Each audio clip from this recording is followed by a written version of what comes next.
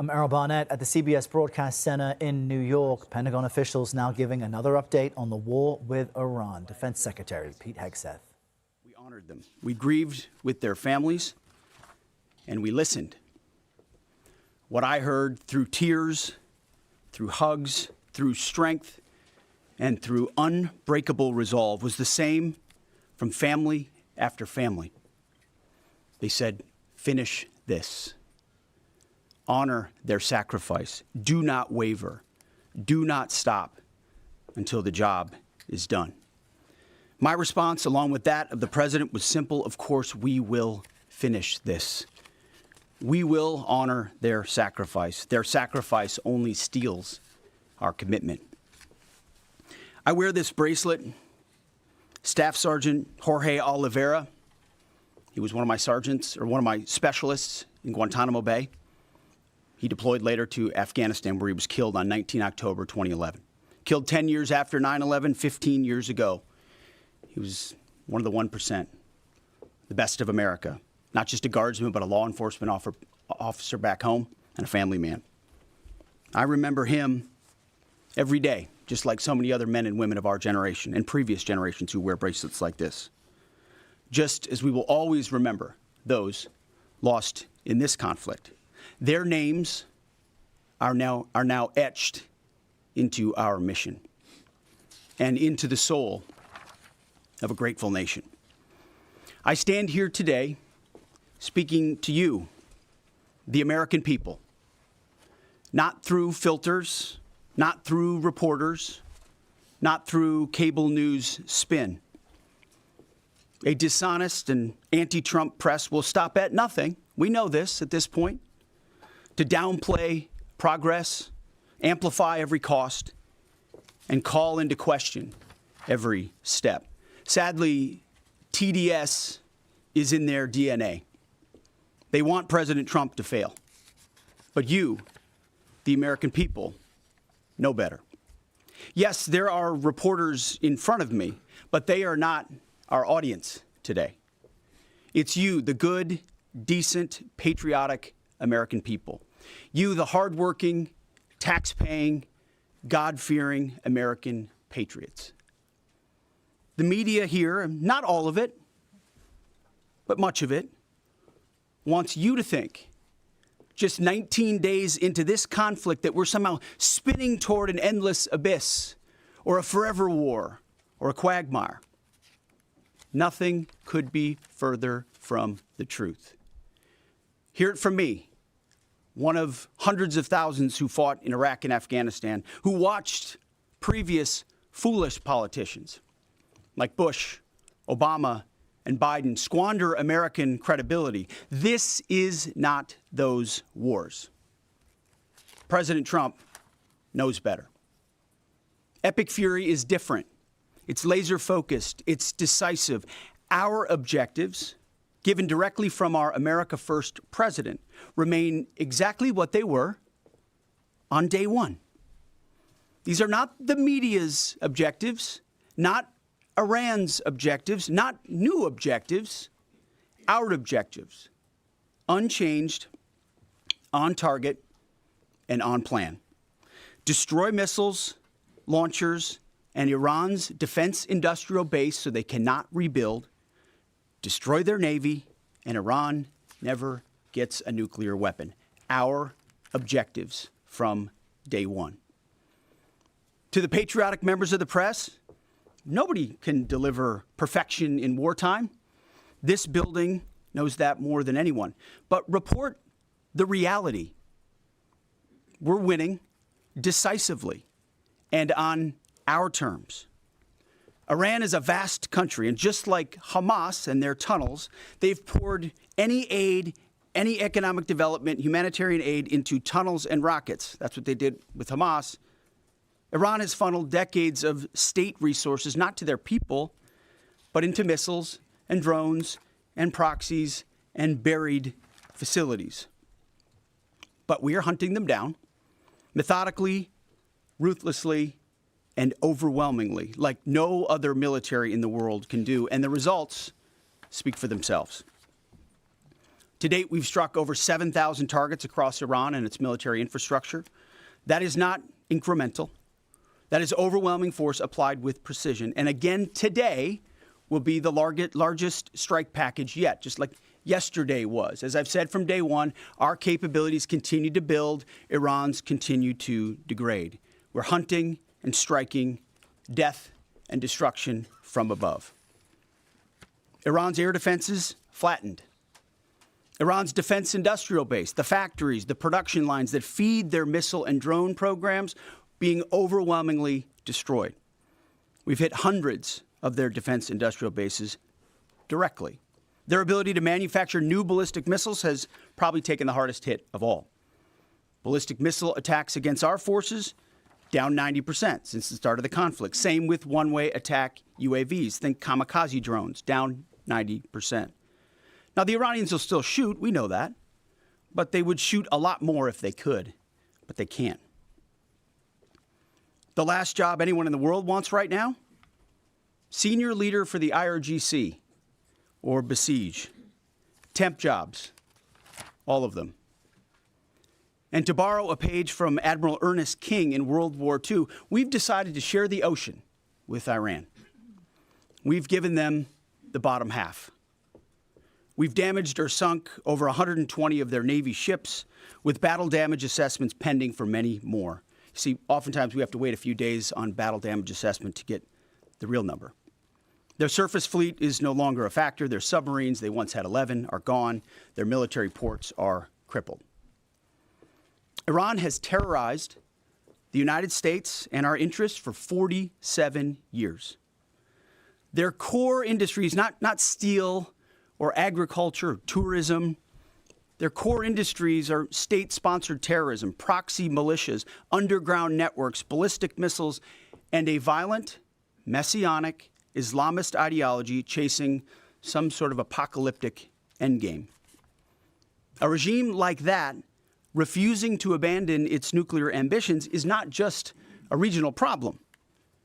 It's a direct threat to America, to freedom, and to civilization. The world, the Middle East, our ungrateful allies in Europe, even segments of our own press should be saying one thing to President Trump. Thank you. Thank you for the courage to stop this terror state from holding the world hostage with missiles while building or attempting to build a nuclear bomb. Thank you for doing the work of the free world. Yesterday's ceremony reminded us why we fight. Not for nation building or democracy promotion, but to crush direct threats to America, Americans, and our interests. We fight to win, and we are winning on our terms, following our objectives. My 13-year-old son popped into my office last night while I was editing these remarks. He asked about the war and the families I met at Dover. And I looked at him and I said, they died for you, son, so that your generation doesn't have to deal with a nuclear Iran. It's the truth. And they did. So to the families who said, finish this, we will. And I say the same to every American who wants peace through strength. May Almighty God continue to bless our troops in this fight. And again, to the American people, please pray for them. Every day, on bended knee, with your family, in your schools, in your churches, in the name of Jesus Christ. To the troops, keep going, and Godspeed. Over to you, Mr. Chairman. Thank you, Mr. Secretary. Ladies and gentlemen, good morning, and thank you all for being here. I also had the honor yesterday, as the Secretary said, of traveling up to Dover with the President to welcome home our 6 fallen. It was an honor and a privilege for me to be there and to say thank you to their families. And I want to mention their names this morning. From the 6th Aerial Refueling Wing out of MacDill Air Force Base, Florida, but stationed as part of an active associate unit at Birmingham, Alabama, Major Alex Klinner, John Alex Klinner, Major Ariana Savino. She was posthumously promoted from captain to major, and Technical Sergeant Ashley Pruitt, the boom operator on that crew. From the 121st Aerial Fueling Ring, Ohio Air National Guard out of Rickenbacker Air National Guard Base in Columbus, Ohio, Captain Seth Koval, Captain Curtis Anks, and now Master Sergeant Tyler Simmons, who was also promoted in the boom operator on that crew. To a person and every family member I spoke with yesterday, they all shared that their family members loved serving, they loved being part of a great team and a crew, and they loved airplanes and aviation. Our nation's tanker crews really are unsung heroes, incredible warriors who put their lives on the line so we can continue to take the fight to an enemy. I've personally witnessed their courage and tenacity many times, from the morning of September 11th, where they answered my call for some help, to the skies over foreign countries where they've come forward out of their safe tanker track to give me gas when I simply could not leave a ground force that was engaged in a firefight. They've answered the call and come forward time and time and time again. I'm filled with incredible pride and gratitude for all that the tanker crews do, our pilots, our boom operators, and the maintainers. And to the families of our 6 fallen, know that we share your grief. Our nation will never forget their sacrifice, and we will never forget their names. Our entire joint force mourns with you today, and will continue to remember their incredible gift of a great example for all of us. Now let me turn to an operations update. U.S. CENTCOM remains on plan to achieve our military objectives and remain unrelenting in our pursuit of Iranian missile capabilities, UAV capabilities, and their Navy, and as the Secretary said, their industrial base. Each day we continue to attack deeper into Iranian territory. As reported by U.S. Central Command yesterday, the U.S. military dropped 5,000-pound penetrator weapons into underground storage facilities, storing coastal defense cruise missiles and other support equipment. These weapons are bespokely designed to get through concrete and/or rocks and function after penetrating those barriers. We continue to hunt and kill mine storage facilities and naval ammunition depots. We continue to hunt and kill afloat assets, including more than 120 vessels and 44 mine layers, and the pressure will continue. We're flying further to the east now and penetrating deeper into Iranian airspace to hunt and kill one-way attack garrisons, destroying Iran's ability to project power outside of its borders. The A-10 Warthog is now in the fight across the southern flank and is hunting and killing fast attack watercraft in the Straits of Hormuz. In addition, AH-64 Apaches have joined the fight on the southern flank, and they continue to work on the southern side, and that includes some of our allies who are using Apaches to handle one-way attack drones. In Iraq, AH-64s have been striking against Iranian-aligned militia groups to make sure that we suppress any threat in Iraq against U.S. forces or U.S. interests. And we remain focused on pursuit of any platform that Iran could field to harm Americans or our partners. Last Friday, Admiral Cooper and the CENTCOM team conducted precision strikes against more than 90 targets on Karg Island, which included all of their military-only infrastructure, which included air defenses, naval base, mine storage, and deployment facilities. And as the Secretary mentioned, we continue to strike against Iran's defense industrial base and will continue to do so. Today, I want to continue my theme of talking about members of our incredible joint force. Today, I want to talk about some exceptional airmen who are engaged in the fight daily. United States Air Force, Air Force Reserve, and Air National Guard crews within our bomber force. the B-1s, B-2s, and B-52s, and the airmen on the ground who maintain and load these weapon systems. They are the backbone of America's long-range strike capability, and their contributions to Epic Fury have been decisive. Assigned to STRATCOM under Admiral Rich Correll and supported by TRANSCOM, the tanker force that we've talked about, under the command of General Randall Reed, every mission is designed to achieve overwhelming outcomes on behalf of the United States and our allies.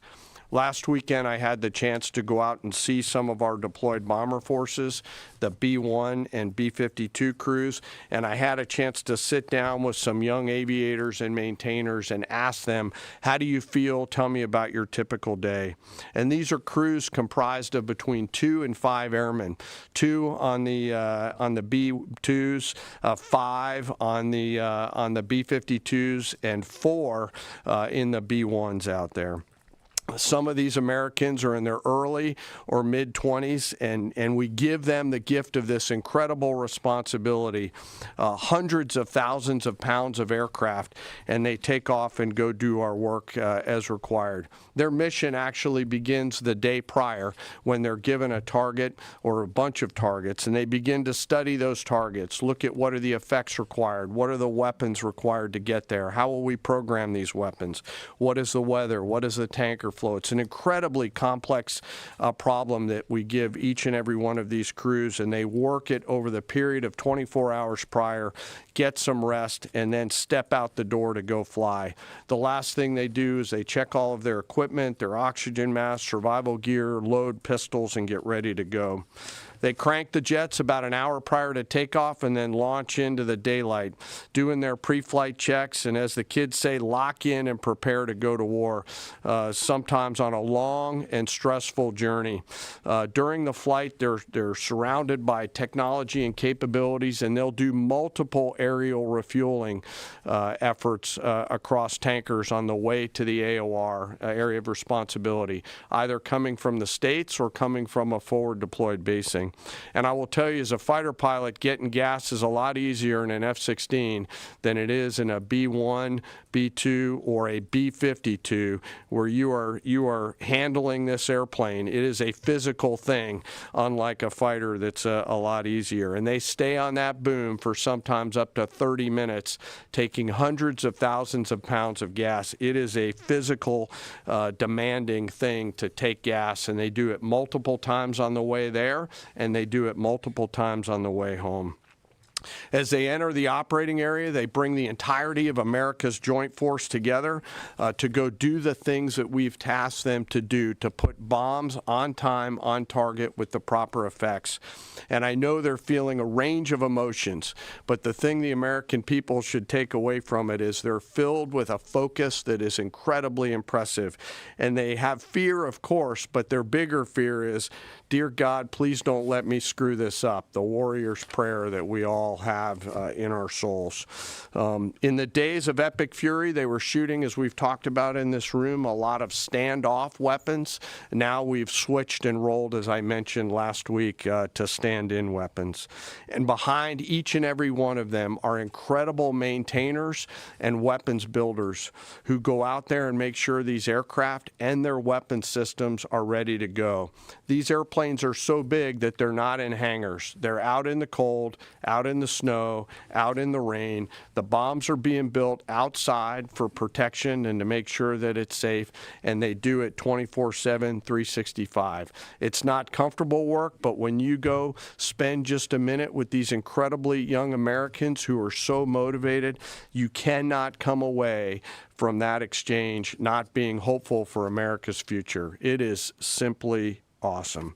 And we hand these Americans, young Americans, incredible and weighty responsibility, and they deliver every single time. Quietly, with professionalism and humility, doing the things that we ask them to do. In conclusion, we will continue major combat operations. As the Secretary said, we continue to get busier. I know the Secretary and I share that we're incredibly proud of 2.8 million members of our joint force. I am personally, and we are personally grateful for the tenacity and professionalism of the brave men and women who serve inside STRATCOM, CENTCOM, SPACECOM, CYBERCOM, TRANSCOM, and the rest of the joint force. And I'll close where I started. I ask today that we remember those 6 fallen that came home. They represent the best of our nation. For those families that are feeling the pain, know that we are with you and will remain with you. May we always prove worthy of their sacrifice. And I'll turn it back over to you, sir. Thank you, Mr. Chairman. Take a couple questions. Thank you, Mr. Secretary. Thank you, Mr. Chairman. Given the updated degradation in strike target numbers you laid out, how close would you say we are towards achieving the President's objectives, and what is the end game of the operation without divulging any sensitive battle plans? Well, we wouldn't want to set a definitive time frame on that, but as we've said, we're on plan. So we're looking at those metrics very closely, relaying that to the President and the National Security Team, but feel confident that as again, we're more stand in means we're over the top, even further in, and we have even more of an exact sense of what we're striking and why, and even more dynamically, meaning because the intelligence improves, we're able to more quickly identify targets when they, let's say they come out of an underground facility where they've been hiding and able to strike it before it strikes or right after it shoots. But we're very much on plan, and that's why I want to speak to the American people here. You hear a lot of noise about widening or new missions or speculation about what we should or should not be doing. This is a clear set of objectives. The President has given us every capability we need to accomplish that. We've got the best in the world in uniform executing it on the ground. They believe in and are invested in this mission, and it will be at the President's choosing, ultimately, where we say, hey, we've achieved what we need to on behalf of the American people to ensure our security. So no time set on that, but we're very much on track. Absolutely. Yes, right here. Good morning, Mr. Secretary. David Zier, Real America's Voice News. What countries have been the most cooperative with us, including the Gulf states, as Europe hedges? And I also wanted to ask you, the internet blackouts by the regime. It's been shut down for weeks. Is the U.S. military playing a role in, fighting against the regime, blocking VPN networks and satellites and other things? Is there a role for the U.S. military there? Obviously, on the allies and partners side, Israel from day one has been an incredible and capable partner, willing and able. There's nothing like capabilities and partners that are able to use them. The Gulf states have stepped up incredibly. In fact, Iran's sort of reckless attempt to strike civilian infrastructure and other things has brought countries who maybe would have not been as all in as they are today squarely into our orbit. And we're proud to be defending with them, standing with them, you name it. UAE, Qatar, Bahrain, Kuwait, Saudi Arabia, and others who have been right there. And we're grateful for that kind of support. As far as the internet, we're watching the regime try to tighten its grip as much as possible. And we're obviously taking countermeasures, many of which we can't talk about here, to ensure that messaging is delivered, not just to the Iranian people writ large, but to the right audiences, certain audiences that need to hear certain things about what their fate might look like or what their choices are. So even though that regime is trying really hard to ensure the world can't see, right? They want to put out fake AI-generated images, which, by the way, sometimes our press happens to fall for, like the Abraham Lincoln on fire and turning around. These AI-generated images are meant to make it look like something's happening when the exact opposite is. So they make up fake reports and fake images to lie to their own people to try to make it. But even then, their own people can barely receive a lot of those messages and communicate because of the blackout that they've imposed upon them. But we work around that for sure. Thank you, Mr. Secretary. General, overnight, Iran launched missiles across the Gulf. They managed to hit the Saudi oil refinery on the Red Sea.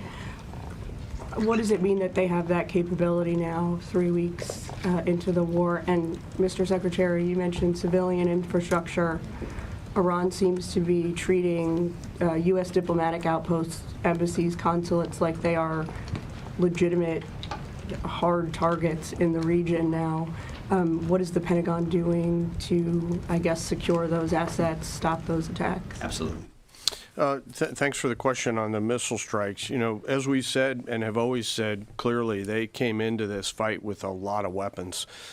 This is why we continue to be as aggressive and assertive as we can against their ballistic missile capability, both their medium-range ballistic missile capability and their short-range missile capability. So we are continuing to hunt and find them and kill them, and we will continue to do so. So they still retain some capability.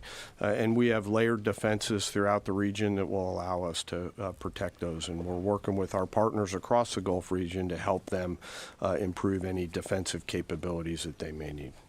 To that point on capabilities, you know, Iran is an energy-rich country, could be, should be.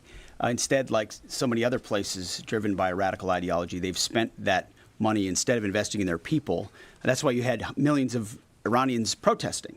Because they felt like their quality of life didn't match what it could be or should be. And what was the Iranian state? There's a reason we call Iran the #1 state sponsor of terrorism, because they took the money they make and they invest it in tunnels, and they invested in missiles, and they invested in launchers and UAVs, and we are destroying and degrading that in historic proportions. But it doesn't mean they won't still have some and try to hold people at issue, which is why we're fighting every single day to continue to compel. And you mentioned embassies and consulates. Unlike previous administrations, we are doubling and tripling down on ensuring that our people, regardless of their Department of War, Department of State, whatever they do, are secure in those facilities. And the best defense is a good offense. And so we're not afraid to go after and kill anybody, and we have a lot of them attempting to target our diplomatic facilities. Iran, you know, we're not surprised that they would indiscriminately target, and we're still seeing that. Jerry. As part of the justification for the war against Iran, the White House has laid out in fairly comprehensive fashion that the Iranian regime's 47 years of terrorism aimed at the U.S., including pointing to the IRGC's provision of weapons and EFPs to help kill Americans in Iraq. The Pentagon in 2019 assessed Iran was responsible for the deaths of at least 603 service members in Iraq, but there hasn't been a similar public accounting by Iran's role helping the Taliban in Afghanistan. And that also hasn't been part of the White House's public argument. I was wondering if you could speak to Iran's role in helping the Taliban during the war in Afghanistan. And Chairman, as you and the Secretary eloquently spoke about, 13 U.S. service members have been killed so far during Operation Epic Fury. I was wondering what lessons have been learned from those deaths, both from Iranian strikes, from an aircraft refueling accident. How are those lessons being applied to the current conflict, and how are those lessons going to be applied to a potential conflict in Indo-PACOM? Thank you. Well, thank you for the question. And it's true. In a town that can have a very short memory, President Trump does not.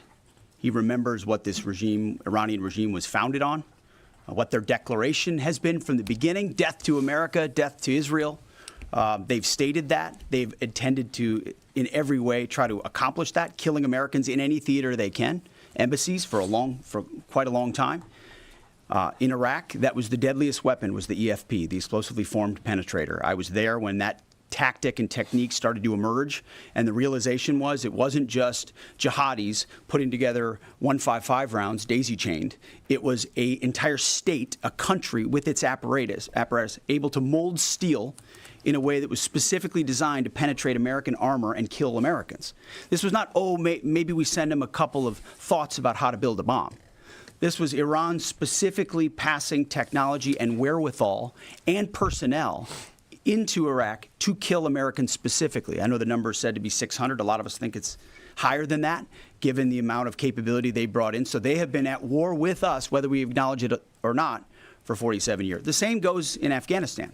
Name the Islamist enemy, whether they are Sunni or Shia, because this is a Shia regime, Sunni or Shia, and Iran's been willing to harbor them as long as that group is willing to try to kill Americans. So the enemy of their enemy has been their friend as well in the Islamist world. So Iran, whether it's Iraq, whether it's Afghanistan, whether it's around the world, has been targeting Americans. And what they wanted in this context, and what President Trump would not tolerate, is a regime of that nature being closer and closer to nuclear capabilities, a capability they would have said they would want to use, and we ought to believe what our enemies say they would do if they got the most dangerous weapon in the world. So it's been across every theater that Iran's been a threat to America, and sometimes we have to remind folks of that, but thank goodness we have a commander-in-chief who, on behalf of this country, has internalized that and said, hey, we're going to do something about it. Jerry, I do want to talk about the lessons learned question because it's important to me.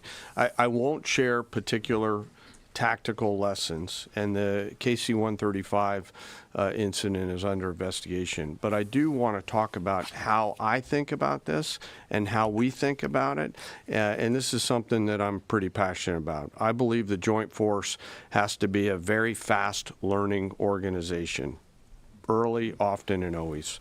And so in each case, both at the strategic, operational, and tactical level, we've charged the Joint Force to look at themselves and say, what was our plan? Well, first, did we have a plan, yes or no? The answer is always yes, because we plan for literally everything. Did we execute our plan, yes or no? If we did it work? If not, why not? If we didn't execute our plan but did something better, what's the lesson learned associated with that? And then how do we quickly capture those lessons after every loss or every engagement and quickly adopt those lessons and then share them across the entirety of the Joint Force? And inside the Joint Staff, we've tasked our J7 Directorate under the lead of Lieutenant General Lazewski, a United States Marine, to be extremely entrepreneurial in harvesting and capturing those lessons in a proactive and not reactive way. In fact, we've got teammates from the J7 who are now spread out across the CENTCOM theater, both here in the States and forward, to ensure that in every opportunity we do not miss a chance to grab that lesson and quickly accelerate it into the practice that we adopt inside the Joint Force, so that if there's a loss or if there's something that we can learn from, that we learn it not only in the CENTCOM AOR, but we adapt it across all of the combatant commands, not just INDOPACOM. And it's across all of the warfighting functions. I've asked them to look rigorously, to check our egos at the door, to remember this is about what's right, not who's right, and to be clinical around the way we look at lessons learned, because we owe it to the force to do that. Thanks for that question. Absolutely. Brown jacket at the back.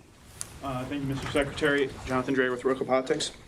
As you said, at the end of this war, Iran will be without a missile or drone capability, a navy, or the ability to make nuclear weapons. Since the largest threat and sponsor of terror in the region will be incapacitated, are there plans to move assets and troops out of the Middle East? I guess in a perfect world, a year after the war has ended, what does the military presence in the Middle East look like compared to before the war? Well, I appreciate the question. I do think when you address a real threat head on, it creates new options on the other side, right? I think what President Trump refuses to do, which too often this town does, is just sit in the status quo. Oh, nobody can do about that. They've got too much capability. What if this happens? What if that happens? He instead says, what's in the interest of the American people? It's going to take some courage. It's going to take some capabilities. We're going to have to gather some forces there in order to do it. We're not going to tell people how many or how long or what we're willing to do or what we're not willing to do. But if you do that and do that decisively, then out the other end is a recognition that it opens the aperture of what's possible. I mean, President Trump did the same thing in creating an opportunity for the Abraham Accords. Now you've got a situation where a lot of those countries are coming alongside us, recognizing the threat of Iran. So I think our posture in the future will be based first and foremost on our own national security, power projection, the ability to defend our people and our interests. But no doubt, working alongside our partners, the president will look at what makes the most sense going forward. I appreciate that question. Yes, right here. War crime, is that the policy of the U.S. military now? Thank you, Secretary Hegseth. Two questions for you. The Vice President has often emphasized that the goal of this war is to denuclearize Iran while also avoiding a larger quagmire. I know that you touched on this. I'd like you to expand on how do you do that? How do you denuclearize the country while also avoiding this, forever war? And then there was a report last night that the Pentagon asked the White House for $200 billion for Iran war supplemental. Can you confirm this, and can you explain why a package this large is necessary? Well, first of all, none of this would have been possible without Midnight Hammer, without that audacious mission with very clear goals that did obliterate their ability to enrich and the capabilities they have in those facilities. So it created the conditions for Iran to step forward and say, okay, you can reach out and touch us like that in our nuclear ambitions. You can see that we're still trying to do this. Let's make a deal. And President Trump put our two best folks on it, Steve and Jared, and they worked diligently, earnestly. I watched it to try to pursue that deal. And ultimately, I think the whole time Iran sort of said, well, we'll talk as we build more missiles and as we build more UAVs and we create this conventional umbrella so that if we chose to, we could try to reconstitute the program. And sort of naively thinking that President Trump wouldn't do something about it. And that's why, as Secretary Rubio has said, and I've said, it's the conventional umbrella that was growing and growing and growing that was meant to protect that nuclear capability. So you had to address both what happened with Midnight Hammer and what happened with that as well. As far as $200 billion, I think that number could move, obviously. It takes money to kill bad guys. So we're going back to Congress and our folks there to ensure that we're properly funded for what's been done, for what we may have to do in the future, ensure that our ammunition is everything's refilled, and not just refilled, but above and beyond. I mean, President Trump, as he said, rebuilt the military in his first term, didn't think he'd use it as dynamically in his second, but he had. So thank goodness he did that. And an investment like this is meant to say, hey, we'll replace anything that was spent. And now that we're reviving our defense industrial base and rebuilding the arsenal of freedom and cutting deals like our great deputy secretaries here is doing, long lead times on exquisite munitions, we're going to be refilled faster than anyone imagined. And I think, we're also still dealing with the environment that Joe Biden created, which was depleting those stockholds and not sending them to our own military, but to Ukraine, which is every time we reach back and look at any sort of a challenge we have, it goes back to, well, send it to Ukraine. Ultimately, we think this should be these munitions are better spent in our own interests at this point, and this kind of funding bill is going to ensure that we're properly funded going forward. We'll take one more. Right here. Thank you, sir. Thank you, Mr. Chairman. Jordan Conradson with the Gateway Pundit. So with the strike yesterday on South Bar's gas field, if the U.S. didn't know about it or didn't approve of it, it kind of seems like a trend of Israel apparently pursuing their own objectives over U.S. objectives. I'm not sure if you agree with that, but the president has said he doesn't want to hit Iran's oil infrastructure right now. As you said, the U.S. avoided this on Park Island. Oil's nearing $120. Why are we helping Israel prosecute this war if they're going to pursue their own objectives? We hold the cards. We have objectives. Those objectives are clear. We have allies pursuing objectives as well. And the truth speaks for itself. I mean, President Trump was very clear about that. Iran has weaponized energy for decades. Israel clearly sent a warning, and POTUS has made it clear, very clear. Iran knows when you hit Karg Island and you hit military capabilities on Karg Island, which is the only thing we hit, we can hold anything at issue, anything. The United States military controls the fate of that country. Iran has the ability to make the right choices. It should not, going forward, target Arab allies, Arab countries, trying to create the pain that they created themselves. Thank you all very much. Appreciate it. Thank you for your time. Appreciate it. All right, we've been spending the past 40 minutes approximately listening to Defense Secretary Pete Hegseth and the Joint Chiefs Chairman Dan Kane give us all another update on Operation Epic Fury and the ongoing war with Iran. Pete Hegseth there saying that the U.S. is on track to achieve its objectives, but we heard there from the Joint Chiefs Chairman beginning and ending his remarks with somber words about the 6 U.S. service members who have recently died, their remains being returned to the U.S. Let's bring in CBS News foreign correspondent Remy Inocencio, who was listening from our London newsroom. And Remy, what was interesting there at the end is there was a question about this Israeli or Iranian attack on a gas field that it shares with Qatar, and asking the defense secretary if Israel was pursuing its own objectives because the U.S. wasn't aware of it. What did you make of that exchange, and what jumped out at you?